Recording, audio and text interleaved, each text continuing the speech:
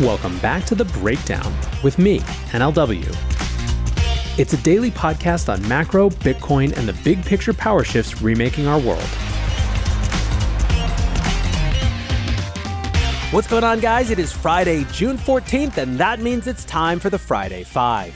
Before we get into that, however, if you are enjoying The Breakdown, please go subscribe to it, give it a rating, give it a review, or if you want to dive deeper into the conversation, come join us on the Breakers Discord. You can find a link in the show notes or go to bit.ly/breakdownpod. Hello, friends. Happy Friday. This week, we are once again back. Scott Melker and I did our Friday Five first thing in the morning, where we count down the 5 most important stories in crypto this week. If you've been listening to the show throughout the week, you'll know that it was a macro-centric week. We had CPI numbers, we had an FOMC meeting, but then there's a lot going on beyond that as well. We had Trump courting the Bitcoin miners, this fascinating lawsuit between Pleaser DAO and Martin Shkreli over the Wu-Tang album. Lots of good conversation in this one. I know you're going to enjoy it, so let's dive in. This week was all about the macro. We had CPI, FOMC, PPI, BLI, PPI, Blippy. We had all the PPIs and PIs of every variety you could imagine. And at the end of the day, I think it left people generally confused and disinterested. Good morning, man. How are you? Good. How's it going? Happy Friday. It's going well, trying to continue to unpack everything that happened this week, certainly in macro. As I mentioned, Fed signals 1 rate cut this year, but keeps door open to 2. If you took a look at the dot plot by late 25 and 26, we literally had a spread of Fed governors everywhere from 2% to 6%. That's their Fed funds rate that they were looking for. They're confused about the data. We're confused about the data. Inflation seems to be slowing based on CPI and PPI, but they don't have enough information yet to cut rates. What's going on here, and does it even matter at this point? It does, but it's not in an interesting for us kind of way, right? In the sense that, so we've got our second month in a row of sort of moderating inflation, which is good news relative to a little bit of a spike we saw in the first quarter, right? And so to the extent that you're looking for a continuous ebb down of inflation so that we finally get rate cuts, things are proceeding, although a lot more slowly than people would like. The question no one really thought that the ECB and the Bank of Canada cutting rates last week was going to influence Powell, and it certainly didn't, right? The US just operates on its completely own terms. It's very clear that I think that what stood out to me about all of this is that Powell and the Fed know that the second they cut rates, they have no more ability to control the markets. We are just in the cutting cycle. It's game over. It's not a question of can they cut them a little or can they start it and then delay. It's like once we're in the cutting cycle, we are in the cutting cycle. They're going to lose all control. They're going to lose all ability to move markets again. And so anything that happens after that, if inflation surprise packs up, they would have to sort of make a more dramatic move to the other side, right? And they really don't want to do that.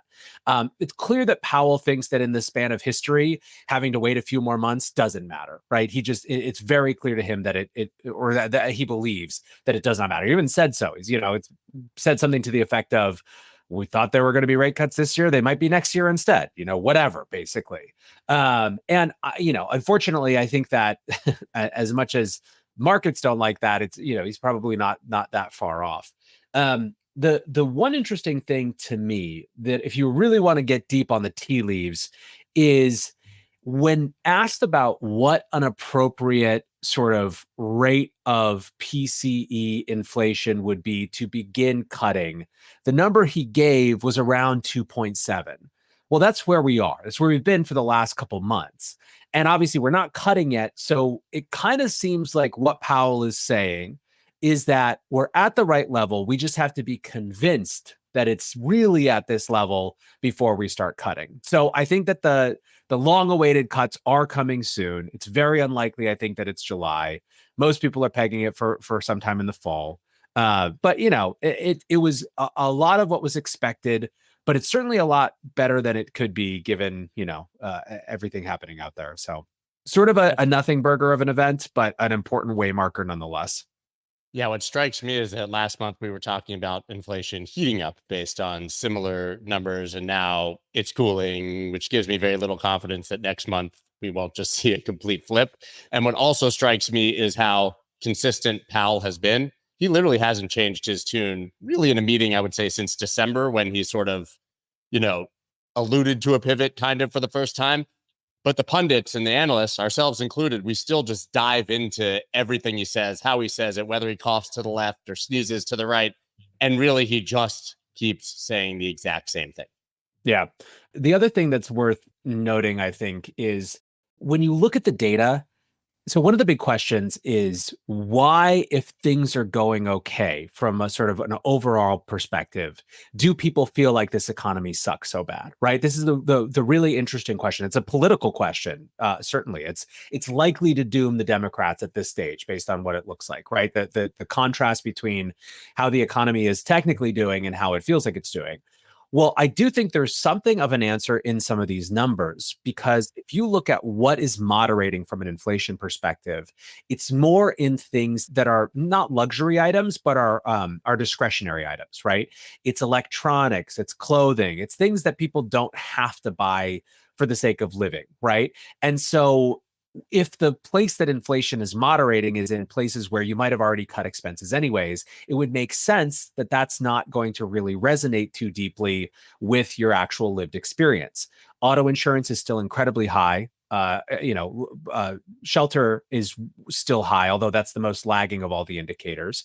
Food is finally flat, but it's not like it's been low for a long time. So, I think that you actually can start to get a little bit of a better understanding about why it feels so bad to people, even though these numbers are technically coming down. And it's a problem of thinking about things in the aggregate versus really diving into, the lived experience of any given person. Yeah, the things that are actually affecting the everyday person are still bad. And we still have a wealth effect among the wealthy because we have markets rising. I mean, we also have a general trend in the United States about what people see or read or hear on the media impacts their perception on what's really happening. I just happened to bring up this story because it came up this week. But most people think the US crime rate is rising. They're wrong.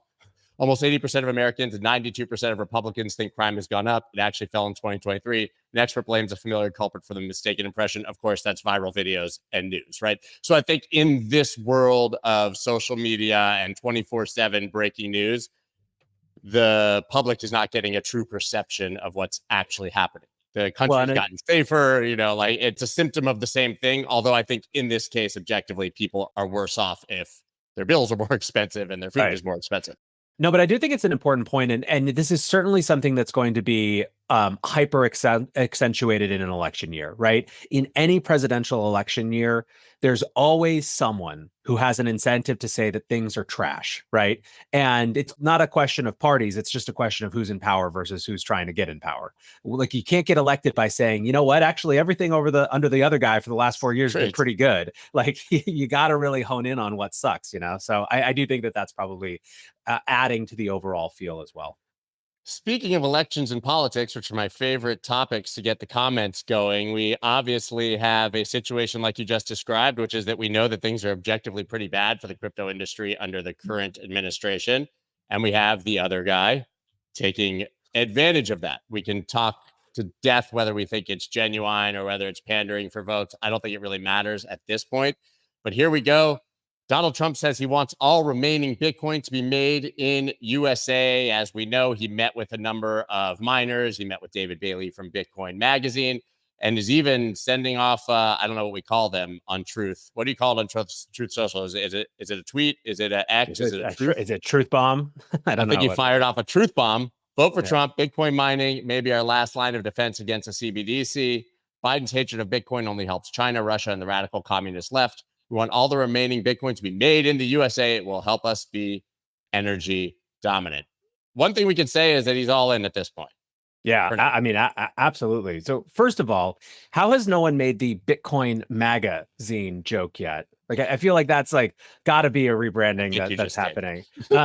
So no, listen, you're exactly right. Trump is all in. He's leaning into this. The way that he is talking about, he's gone from I don't like that a couple years ago to I'm fine with it, even though I prefer the almighty dollar, to I actually like cryptocurrencies, to I'm your guy. I love this stuff. It's actually going to help the system. And listen, there is a cynical take on that, which is apply it to any politician, Trump or otherwise, right? You always should have at least half of your brain assuming that it's the cynical take. However, at the same time, it also reflects a pattern that we've seen over and over again. The more that people get into something, they start understanding these things more. They actually see how Bitcoin and crypto can impact the things that they care about in ways that are positive. They get deeper. You know what I mean? Like, it's not an unexpected pattern of someone who's starting to pay attention more. And so I think it's reasonable for people to also have the, at least, benefit of the doubt, giving like, maybe he's just spending more time on it and is genuinely interested in it. Like I said, I don't want you to take that to the bank, but it's at least open. And to your point, he's clearly in.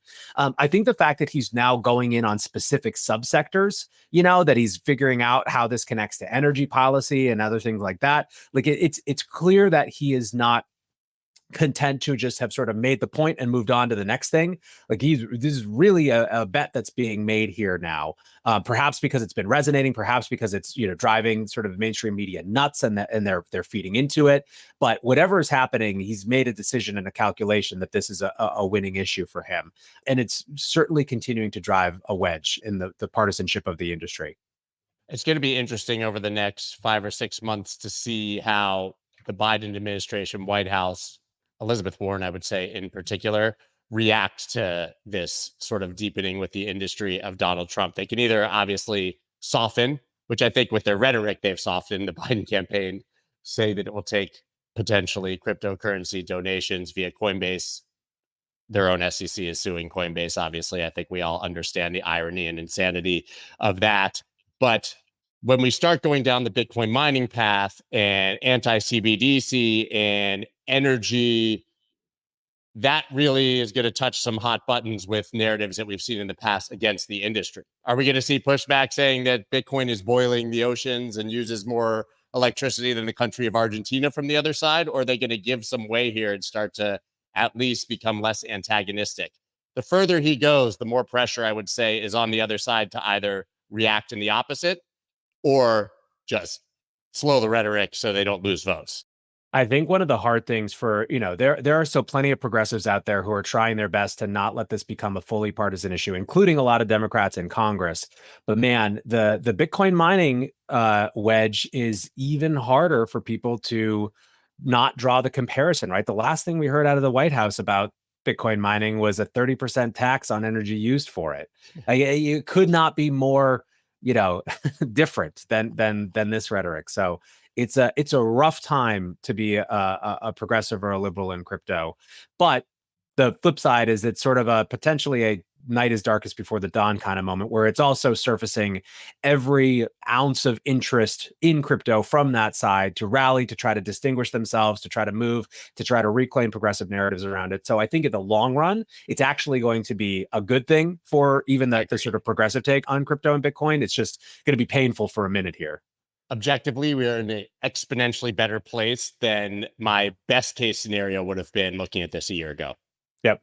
We were in the depths of SEC versus Coinbase and Binance, no court cases in our favor, no positive rhetoric except for from a few Republicans, specifically in Congress. And now we have a forced thawing of the current administration, and one candidate who currently, if you look at the odds, is leading very much in favor of the industry, at least vocally in favor of it. Hello, friends. Before we get back to the rest of the show, I want you to join me at Permissionless. Permissionless is a conference for crypto natives by crypto natives. And the reason it's so important this year is that despite regulators' best attempts to push industry founders, devs, and executives out of the US remains the beating heart of crypto. Today, the tide is turning. Policymakers have pivoted from fighting crypto to embracing it, which will lead to the creation of new financial products, new applications, and ultimately new adoption. Permissionless is a conference for those using and building on-chain products. It's home to the power users, the devs, and the builders. And what's more, I'm going to be there. The location is Salt Lake City. The dates are October 9th to the 11th, and right now tickets are just $199. Towards the end of the month, they are going up to $499. And if you want 10% off, use code BREAKDOWN10 when you check out. If you go to the Blockworks website, blockworks.co, there will be lots of information about how to register. And again, use code BREAKDOWN10 to get 10% off. It leads to another issue here, which is the next story that I completely missed, to be honest, this week. New Intelligence Act may grant U.S. president power to block digital asset access. This is the Intelligence Authorization Act for fiscal year 2025. It grants the U.S. president powers to block transactions, digital asset related or otherwise, between U.S. persons and foreign entities identified as supporting terrorist organizations, including imposing strict conditions on foreign financial institutions maintaining accounts in the U.S. if they are found facilitating such transactions. The industry obviously pushing back very hard against this. As I read that, not having dug in that deep, this seems like a bigger problem than just for the crypto industry. Like, digital assets are one thing in a large bucket, but we have to be concerned about how these powers could be abused. Yep. Yeah. So this is the classic thing. So if you look back at what really got the crypto lobby and the crypto political movement to get consolidated and get organized in Washington, it was the introduction of a last minute provision in the infrastructure bill in 2021, right? At first, everyone thought that it was just a mistake because they couldn't possibly be that wrong about the powers that they were trying to claim. But then when they realized that it wasn't, and that it was actually Treasury trying to use this must pass bill to sort of expand their powers dramatically vis-a-vis crypto, it created a situation where the whole industry rallied. Chuck Schumer was extremely frustrated because it delayed his vote on this must pass bill for about 3 weeks. We ended up not winning because, a bunch of people basically, weren't willing to vote for amendments, that would have fixed things if they couldn't get their random pork barrel amendments in too. And we're still dealing with the consequences of that. But this is sort of the same playbook. It's, a thing that happens in Congress all the time where stuff gets lobbed onto must pass legislation. It's a way to get bills that wouldn't necessarily come to floor discussion and vote in otherwise. But the difference here, there's a couple differences here that are worth noting just in terms of our understanding of how the industry has progressed. First of all, it's unlikely that this gets voted on this year, right? So it's not quite like the infrastructure bill that had to go right away. It's an important thing. It will be authorized, but it's not the same. Like, we have a week to rally and figure it out. We're way more in advance of when this is happening. The second thing is, it appears from what I've seen and what I've read from people who are sort of part of the political process here, that the objectives of this are a little bit more aligned or tolerable to the industry. It's just, once again, a language that's defined too broadly. And even within that language being defined too broadly, there are some bright sides in this language. So, for example, I think one of the words is knowingly that they used. So someone has to knowingly engage with a party that is on, sort of that is suspected of terrorism or whatever, versus like, someone dusts your account or whatever. That was one of the fears in the past, is that you start putting sanctions on things and then, there's all sorts of new attack vectors where people are implicated just by, existing in the public crypto space. And this solves that, at least. And so the way, at least, that I've seen the kind of crypto lobby taking this is, unlike the infrastructure bill, where it was a clear intentional power grab for sure, they're trying to treat this, at least now until proven otherwise, as something that's correctable, fixable, modifiable. But this is the type of thing that we have to be warning about every single time it comes up, because otherwise stuff will just get stuck in ways that are potentially problematic. Agree. And we were mentioning Gensler before. He says Ether ETF should be fully approved by September, says SEC Chair Gensler. We obviously saw the 19B4s sweepingly approved in a surprise a couple weeks ago, but that left the industry and filers scrambling to get the S1s approved to actually get these things launched. We have this sort of long gap between the first approval and actually seeing these things trade with the S1 approvals. But Gary Gensler continuing to say this will happen and that it should happen by the end of the summer. Seems like it's taking a long time and they're dragging their feet, to be quite honest, but irrelevant to me as long as we actually see these things. Yeah. He's going to try to claim every little tiny bit of power he has, especially as he loses more power. So the ability to hold this up, within reason, is going to be something that we just have to expect.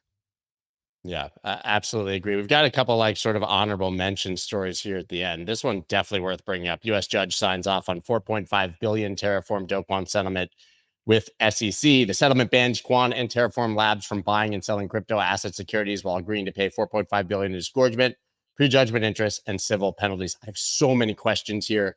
I don't know how much time you've spent unpacking this. A, how does Terraform Labs have $4.5 billion? B, why is the government getting paid $4.5 billion? when the people who lost all their money on this are getting net zero, as far as I know. This just seems like a very, very strange outcome for this. And obviously, Yeah. it doesn't settle anything criminal for Do Kwon. This is strictly, civil, I think. Yeah, I've spent very little time with this, but it seems like, I don't know. It just brings up the questions that you were just asking. Like I have no idea how these huge settlements with the government. It's hard to make it feel like this isn't just some boondoggle. Like we're setting records left and right for the fines that are being paid to the U.S. government from crypto exchanges. It's like this is a business model at this point. Yeah. And it'll pay like off like 5 seconds of national debt. It's not like the 4.5 billion is in any way meaningful to the United States government. I listen, I don't understand the system exactly how it works, so it's hard to really give a firm opinion on this. It just seems nonsensical. I really just don't understand where the money's coming from. If these guys have $4.5 billion to pay a fine, why isn't that in some way going into some sort of bankruptcy or fund for people? But I guess, it's very hard to track down people who are holding Luna. It's not like an FTX or a Voyager or a Celsius where you have a claim on a balance that was in an account on that platform. Yeah, it's part of why Luna was such a complicated, weird thing. It forked, and this whole other thing. I've seen people even try to make the take that it was a good thing that Luna forked into this other version because now they don't have to deal with all this stuff, and it's just so the whole thing is so weird, and but it's also more natively crypto and complex in some ways. Like ultimately, all these bankruptcy cases ultimately become just bankruptcy cases, versus sort of big, crypto things. So I don't know. It's a weird thing, but one more moment of cleaning up from 2022 and moving on with our lives. Now we have my favorite story of the week, whether relevant or not. Anyone who's listened to me for years knows I'm a huge Wu-Tang fan, and we've got Martin Shkreli copied one-of-a-kind Wu-Tang album. Lawsuit claims this story is wild. You may remember that the Wu-Tang Clan sold an album to one person. That would be the only person who ever got to listen to it. And Shkreli bought it in 2015 for $2 million. Then he had a forfeiture when he was in jail of 7.4. And part of it was the sale of that album, which was bought by Pleaser Dow, I believe is their name, for $4.75 million. And then Shkreli basically just started like playing it on YouTube for his fans and hanging out and doing unofficial Wu-Tang release parties. And these guys bought this thing for $4.75 million, thinking they were the only ones. And now they're suing him for any money he made on it, trying to get, basically penalties for him having shared it when it was supposed to be a one-off. And this is just hilarious. Yeah, I mean, this is like a fascinating cultural case. I mean, it really actually is. It's the type of thing that you would see like a graduate thesis written on because it implicates so many different types of issues. So Wu-Tang records this thing in secret over 6 years, and has an auction for it. And the whole purpose of it is to dramatize how devalued music has become in the era of streaming. So they're going with this traditional, they called it a Renaissance, era patronage model where someone gets it. There's no commercial rights for 88 years is the terms of that deal. Then Shkreli wins it and they're aghast, because this is the peak of people being angry at him for raising the price of this, this particular drug that he raised the price on. And so it's kind of like already a crazy, unintended consequences kind of story. Then to your point, he goes to jail, it gets seized, and it's reborn in the context of Pleaser, which feels very aligned. Like this was a universally excited moment for, it was right as, sort of DAO and NFT culture was coming into the mainstream. It suggested that there was actually a level of understanding about, pop culture that made it reasonable for these people to be playing around in the mainstream, right? Like this was a very cool thing. Then we didn't hear about it for a while. In fact, a bunch of years went by where nothing was happening.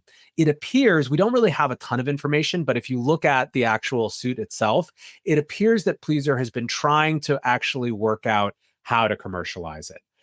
In a way that isn't sort of record label based, but they were clearly trying to not, they weren't going to just go with I'm going to do watch parties for 88 years and then release the thing. They explicitly in their suit against Shkreli talk about it being, it infringing upon their ability to exploit this commercially. So it's clear that they were trying to work out some agreement to actually get that. And they've said as much, that they were trying to figure out something that would sort of honor the original spirit, but clearly wasn't it just stays in a can for 88 years.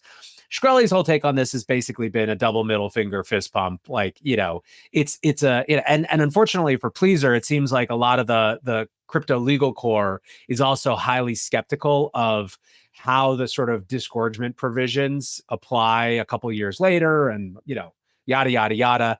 And then the other piece of it, the other sort of line of discourse, is that Pleaser's action has definitely lost a lot of the crypto folks who don't really like the idea of a DAO running to the government to try to use the legal system to claim property rights. I don't know. It feels to some as though it's sort of a contradiction in terms. Although of course others are like, they spent almost $5 million on it. Of course they're going to try to defend it. But it's a fascinating story, has tons of dimensions. And underneath there's this, what presumably is probably a pretty good album. Yeah, they forgot that cash rules everything around me. I mean, Wu-Tang is for the children. It should be shared with everybody. Everybody knows these things. Whatever happened to Constitution DAO, by the way? They raised like $30 million to buy the Constitution. They got beat by Ken Griffin or someone who was like, I'll just bid, like, it literally doesn't matter, whatever it is, $1 million more. And then I think they fell into like Lord of the Flies anarchy and didn't know what to do with all the money they raised. Yeah, the Constitution DAO moment was a wild moment of Ken Griffin learning about that, and that being the reason that he got interested in it, and then just beating them to a pulp with, it was, talk about, I mean, if you want to be cynical, that was one of the most brutal moments of like power just wins, power wins. And the fact that they were able to raise that much money and not a single person who sent that money considered the fact that they might lose. Yeah. It was wild times. We DAOs are a as yet unproven, unfigured out aspect of this industry, I would say. There's a lot of questions remain. Is there actual space for a structure that's outside of the legal system? Are they inherently compromised because they have to interact with the legal system in some way, and they just end up as Cayman Foundations, which is what Pleaser DAO is actually organized as? Lot of questions remain in that area, I think. Now I'm literally wondering if it's morally appropriate for me to go find the Martin Shkreli stream and listen to this album, or if it's on the internet. I think that the question of morality is probably less on the consumption side and more on the distribution side. The question was about distribution. Wu-Tang wanted people to hear it. They just wanted people to have a different type of experience with it, right?